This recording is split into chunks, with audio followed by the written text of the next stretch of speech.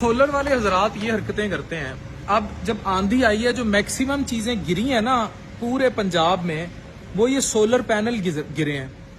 इससे लोग इतनी बुरी तरह जख्मी भी हुए हैं और बहुत सारे प्रॉब्लम्स हुए हैं। लोगों को सोलर प्लेटें लगी हैं। मैं आपको एक सोलर का स्ट्रक्चर दिखाता हूं, ये देखें ऊपर। Look at the pillars. ये वो पिलर्स हैं जो सारा सोलर का स्ट्रक्चर बना के खड़े हैं और ये इतने मजबूत हैं। ऐसा ही ख्याल जब मैं टावर पे सोलर लगा रहा था तो मैंने किया था। मुकम्मल देखें, जब तक उस तक ये सोलर लगे हैं, जब तक आपके सोलर का स्ट्रक्चर्स वो देखें।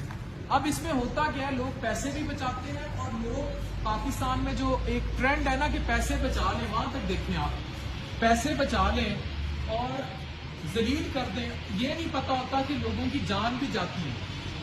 101 किलोमीटर फी घंटा या जो भी रफ्तार थी, जहां एक सेट पॉइंट होना चाहिए कि कितनी सोलर की जो है वो रेंज होनी चाहिए और उसके बाद जो है ये सोलर प्लेटें इंस्टॉल होनी चाहिए और इनका कोई इंस्पेक्शन चेक सिस्टम होना चाहिए।